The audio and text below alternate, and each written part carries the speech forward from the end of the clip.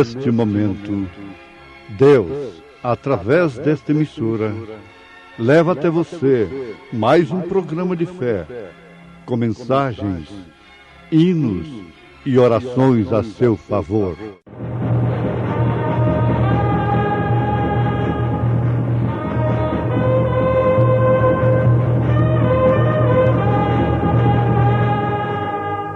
Fé para vencer.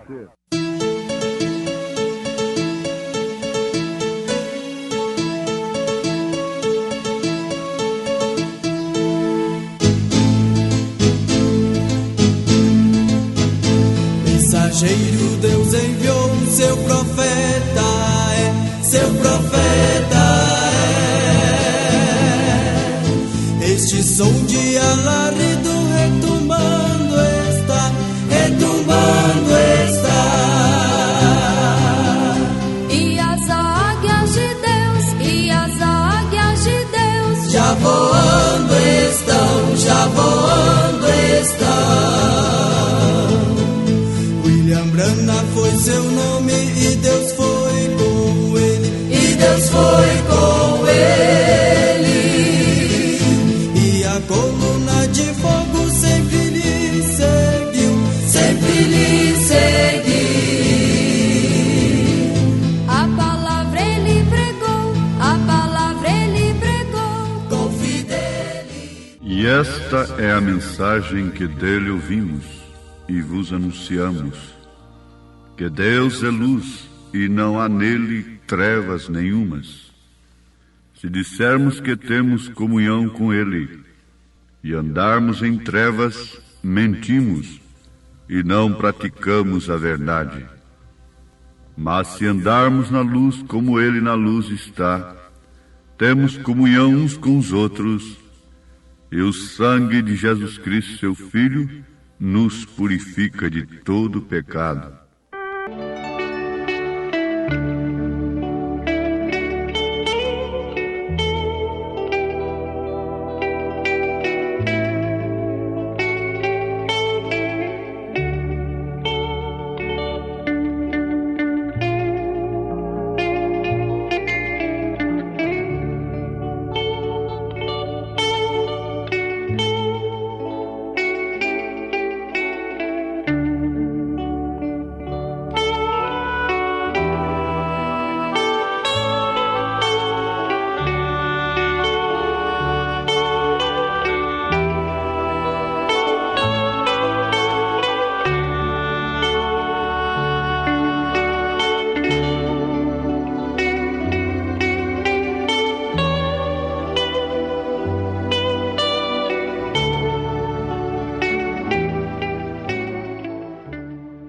E esta é a mensagem que dele ouvimos e vos anunciamos.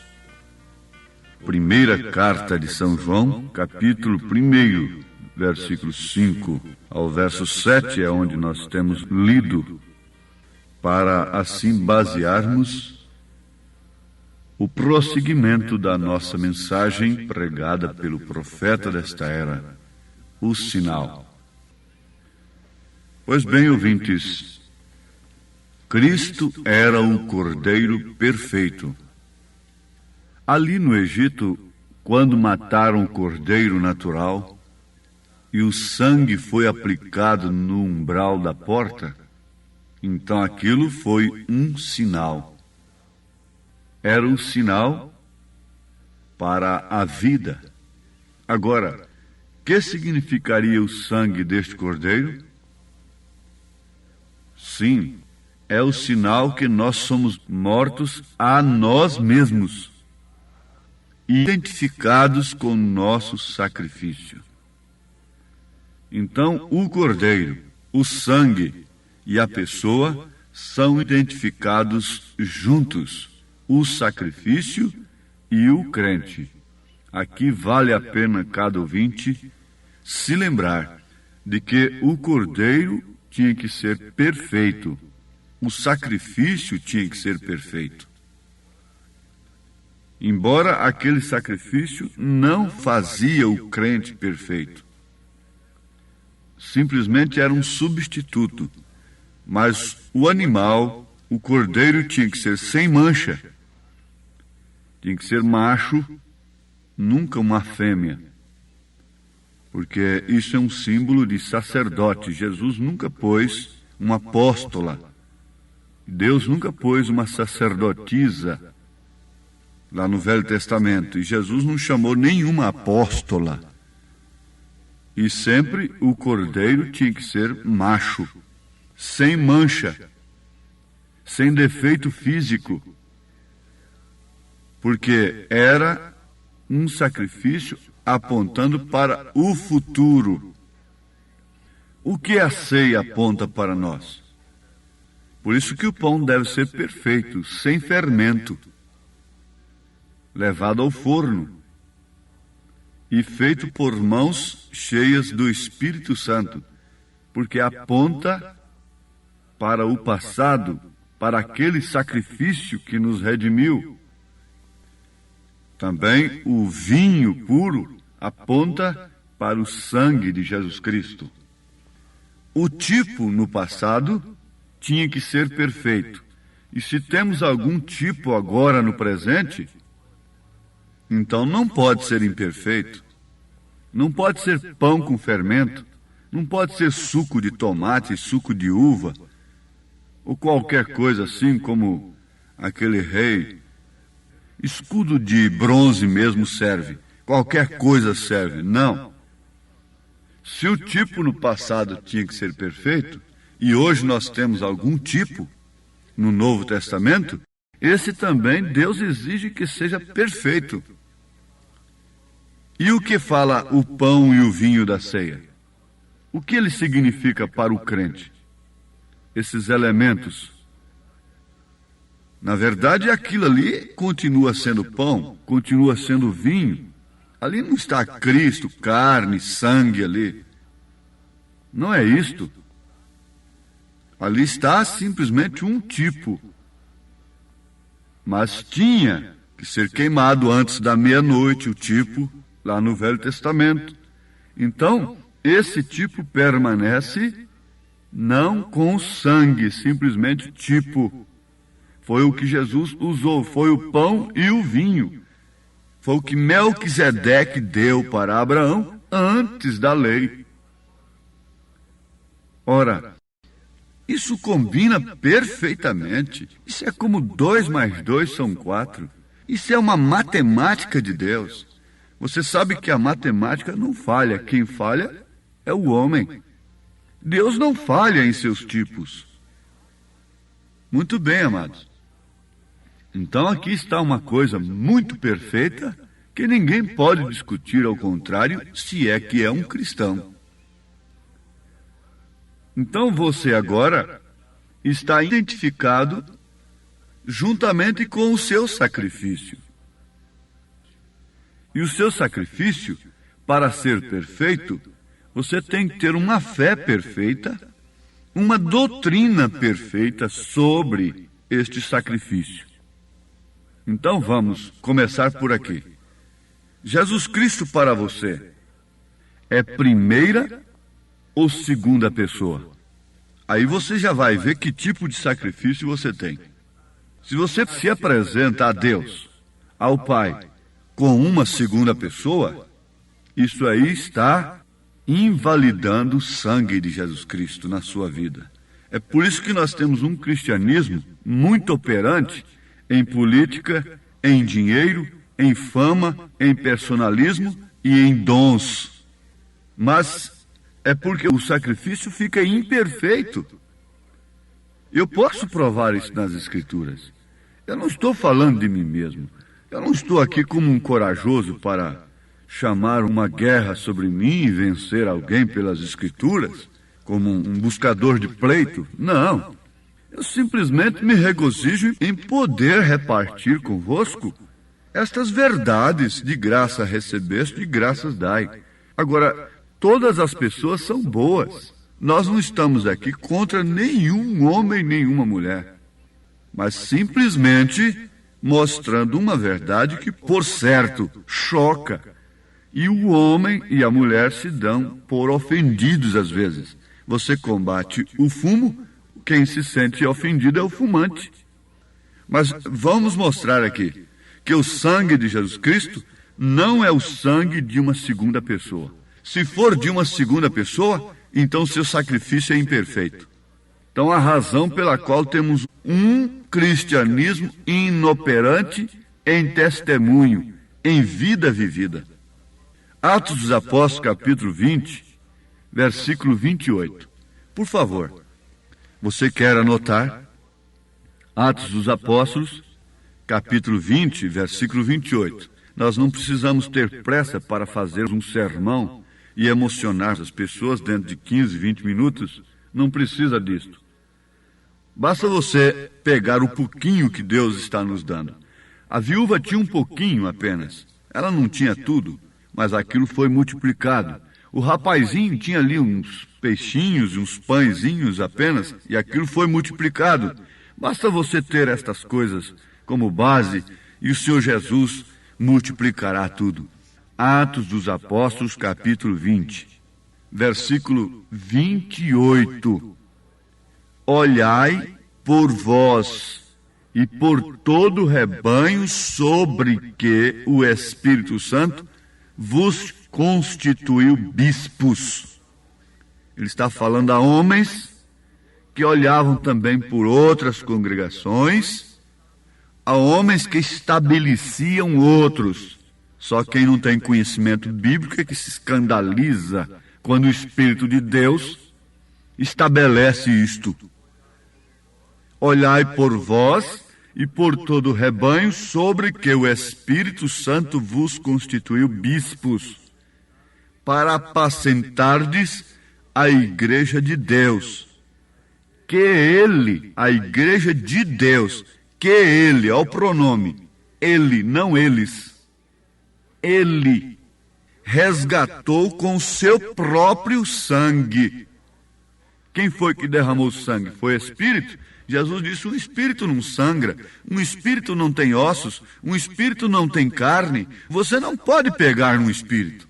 E os discípulos, assustados e coisa, disse, mete o dedo aqui, e você verá que é ferida mesmo. Então você está vendo agora que Jesus não tinha o sangue de uma segunda pessoa, mas o sangue do próprio Deus.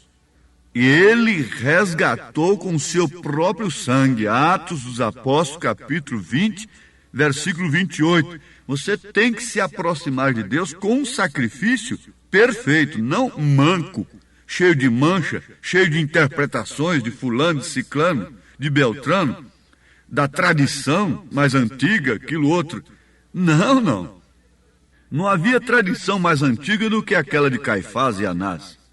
E aquela tinha sido dada originalmente por Deus, não num concílio de Nicéia em Roma, como essa doutrina das três pessoas foi dada. Essa nunca foi dada por Deus. E, no entanto, o fogo estranho do altar, lá no templo, aquele foi dado por Deus. Caifás e Anás tinham muito mais razão de rejeitar o sacrifício a Jesus Cristo do que os cristãos de hoje. Porque que dia que Deus deu essa doutrina de três pessoas distintas? Quando ele comprou com seu próprio sangue a igreja. Você tem que aproximar-se de Deus sabendo disto, que o Espírito Santo gerou um corpo. E como nasceu de mulher é filho. E essa natureza. Então este homem, este corpo, esse tabernáculo, fala com aquele que o gerou. Isto é certo, mas eu pergunto para você, o sangue de seu filho é seu ou não é? É seu sangue. Então ali estava, Deus fecundou um óvulo e o colocou no ventre de Maria e preparou um tabernáculo para se manifestar no ofício de filho.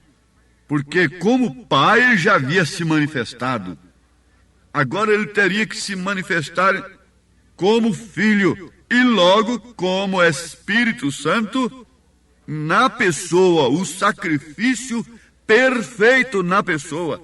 Porque se não houvesse sangue, não haveria remissão. O antigo sacrifício não trazia a vida do cordeiro animal sobre o crente. Por isso ele continuava com a mesma natureza. Mas quando Jesus Cristo morreu e pela fé você caminha nesta luz, o seu sangue nos purifica de todo pecado. Então agora ficamos prontos, limpos, para sermos habitados pelo próprio Deus, que é o Espírito Santo, que por sua vez é a pessoa de Cristo na igreja. É a pessoa de Cristo em você. Você tem a Jesus Cristo. Você tem o Espírito Santo, porque quem tem o Filho tem também o Pai. Diz a palavra, você não tem duas pessoas dentro de si. E ele não se manifesta em você como pessoa. É Espírito e Espírito Santo. Mas por quê? Pela fé, um sacrifício perfeito, seus pecados foram purificados, apagados, e Paulo faz a pergunta que desafia: por causa disso, então, vamos continuar vivendo no pecado? Por causa dessa graça? Paulo disse, de modo nenhum. Você apresentará seus membros como instrumentos de iniquidade para ser provocados, cobiçados e outras coisas assim. Por quê? Você tem consciência de que seu passado foi apagado, foi purificado e de que você está habitado pelo Espírito Santo, o que faz pulsar seus desejos, o que inspira suas intenções, o que move sua alma, o que move agora seu coração, é o Espírito Santo, é a vida de Cristo em você. O sacrifício é perfeito ou não é? Quando você encara Jesus Cristo como próprio Deus, derramando seu sangue, sangue do próprio Deus, remindo a você, ele sendo em forma de Deus, humilhou-se até a morte e morte de cruz. Jesus Cristo, Filho do Deus vivo. Tu és o Cristo, Filho de Deus vivo, o que? Habitar, se manifestar. Ele disse assim, eu e o Pai somos um. Ele não disse, eu e o Pai e o Espírito Santo somos três. O homem que disse, Pai, Filho e Espírito Santo são três. Mas ele, Jesus, disse, eu e o Pai somos um, porque o Pai é o Espírito Santo. E ele disse, Espírito não tem carne, Espírito não tem ossos, Espírito não pode derramar sangue. Então é uma teofania de Deus, é uma aparição de Deus, se sujeitando à lei da concepção, do nascimento, gemendo, brincando, Jeová brincando, Jeová chorando, Jeová ali na carpintaria, Jeová comendo, sentindo fome. Há um livro chamado Príncipe da Casa de Davi, que diz que quando Jesus Cristo ressuscitou o filho da viúva de Naim, ele se assentou numa pedra ali, com as duas mãos na cabeça, com a terrível dor de cabeça. Agora isso combina perfeitamente com as Escrituras. Ele se enfermou ao tomar a morte sobre si, ao tomar as nossas enfermidades. Era homem de dores, experimentado no trabalho. É demais você pensar, ver em Jesus Cristo o próprio Jeová? Então será demais, absurdo, você também ver esse Cristo em você. É por isso que a igreja não chega na posição que ela deve chegar, no poder do Espírito Santo. Sempre tem que ter um homem, é um personagem, mas isso tem que vir para a igreja. Foi um homem ungido, agora é um povo ungido. Agora é esta mulher ungida pelo Espírito Santo no seu posto do dever. Quando o organismo nasce correto, perfeito, cada membro está em seu lugar certo. Mas se nascer uma criança com a mão no lugar do ouvido e o ouvido no lugar da mão, isso é monstro, isso não está certo. Esse organismo, esse corpo não é perfeito quando mulher está no lugar de homem e homem atuando como mulher e coisas assim. É monstro isso, isso não é corpo de Cristo. O corpo de Cristo é cada um no seu lugar, cada um em sua função. cada um respondendo na hora certa, irrigado pelo mesmo sangue, dirigido pela mesma mente. É isso que faz esse sacrifício quando ele é revelado ao crente pelo Espírito Santo. Oh, sim, e esta é a mensagem que dele ouvimos e vos anunciamos, que Deus é luz e não há nele trevas nenhumas.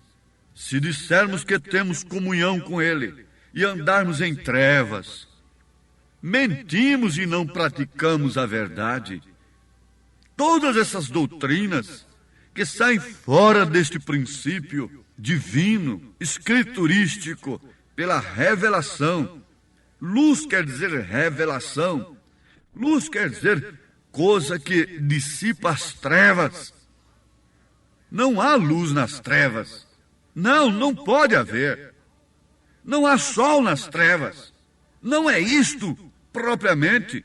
Não é assim. O mundo não entende isto. Você não pode ver trevas havendo luz. Como você pode misturar uma coisa com a outra? Ou você é cego e não enxerga nada, ou você anda na luz, uma das duas. Mas se andarmos na luz como ele na luz está, temos comunhão uns com os outros, e o sangue de Jesus Cristo, seu Filho, nos purifica de todo pecado. Oh, que Deus vos abençoe. Que Deus vos encha da graça e do poder do Espírito Santo. Que esse sol da justiça, que não é apenas uma chamazinha ali, você enxergando, aquela pintinha de luz, aquele palitinho de fósforo, esse sol acaba, dissipa as trevas na sua vida. Que Deus te abençoe, no nome de Jesus Cristo, com esta palavra. Amém.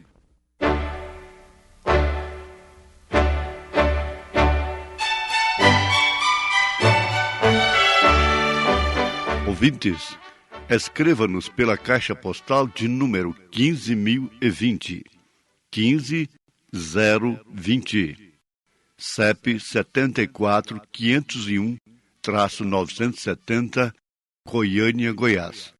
O nosso endereço na internet é www.apalavraoriginal.org.br. Volte a nos ouvir amanhã novamente neste mesmo horário, nesta emissora, se o Senhor nos permitir, com fé no Filho de Deus, a fé que vence o mundo.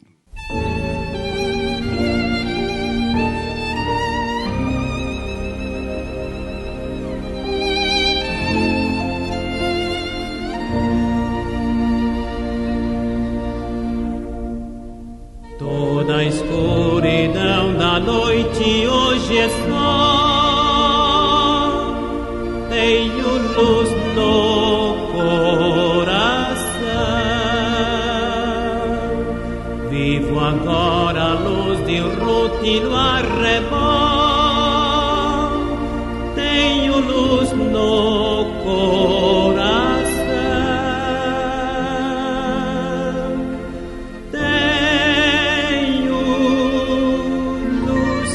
Tenho luz no coração, pois Jesus as trevas todas dissipou. Doces hinos cantarei, pois Jesus hoje é meu Rei. Tenho luz, sim, tenho luz no coração.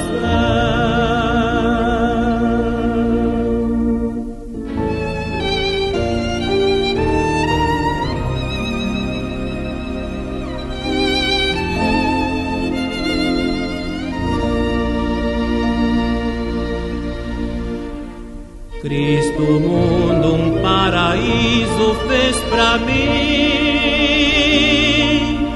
Tenho luz no coração.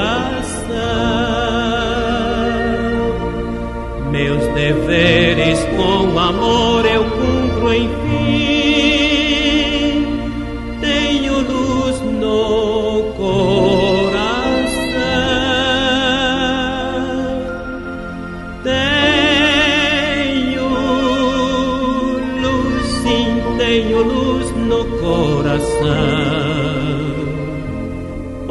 Jesus as trevas todas dissipou. Doces hinos cantarei, pois Jesus hoje é meu Rei. Tenho luz, sim, tenho luz no